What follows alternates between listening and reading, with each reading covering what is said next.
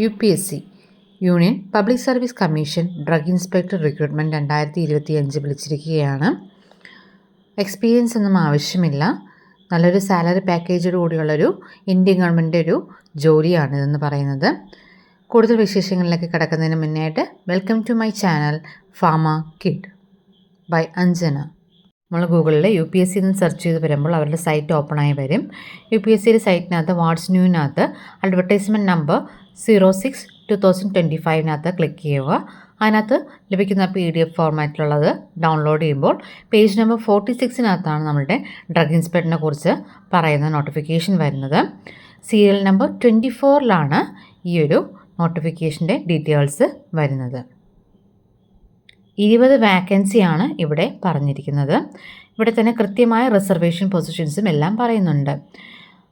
കാറ്റഗറിക്ക് 7, EWSന് 3, OBCക്ക് 5, SCക്ക് 3, STക്ക് 2, PWBDക്ക് 2. അങ്ങനെയാണ് വാക്കൻസീസ് പറഞ്ഞിട്ടുള്ളത്. സ്കെയിൽ എന്ന് പറയുന്നത് 8th level in 7th CPC വെച്ചിട്ടാണ് പറയുന്നത്.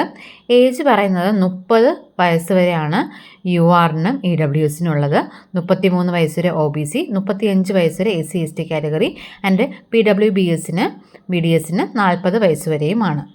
എഡ്യൂക്കേഷൻ ക്വാളിഫിക്കേഷനകത്ത് നമ്മളുടെ ഫാർമസി റിലേറ്റഡ് ആയിട്ടുള്ള BPharm ആണ് പറയുന്നത്. ഫാർമസ്യൂട്ടിക്കൽ സയൻസിലോ മൈക്രോബയോളജിയിലോ ബയോകെമിസ്ട്രിയിലോ കെമിസ്ട്രിയിലോ ലൈഫ് സയൻസിലോ ഒക്കെ ബാച്ചിലേഴ്സ് ഡിഗ്രി എടുത്തവർക്കും റിക്കഗ്നൈസ്ഡ് യൂണിവേഴ്സിറ്റിയിൽ ബാച്ചിലേഴ്സ് ഡിഗ്രി എടുത്തവർക്കും ഇതിൽ അപ്ലൈ ചെയ്യാനായിട്ട് പറ്റും. ഇത് സെൻട്രൽ ഗവൺമെൻറ് പ്രൊവൈഡ് ചെയ്യുന്ന ഒരു പെർമനൻറ്റ് ജോബാണ് ഇതെന്ന് പറയുന്നത്. Central drug standard control organisation department ന്യൂഡൽഹിയുടെ അണ്ടറിലാണ് ഈ ഒരു പോസ്റ്റ് വരുന്നത്. എന്നാൽ പോലും ഓൾ ഇന്ത്യ എവിടെ വേണമെങ്കിലും നിങ്ങൾക്ക് പോസ്റ്റിംഗ് കിട്ടുന്നതാണ്. നിശ്ചിത കാലയളവിലുള്ളൊരു പ്രൊബേഷൻ പീരീഡ് കഴിഞ്ഞതിന് ശേഷമാണ് പെർമനൻ്റ് ആയിട്ട് നമ്മളെ എടുക്കുന്നത്.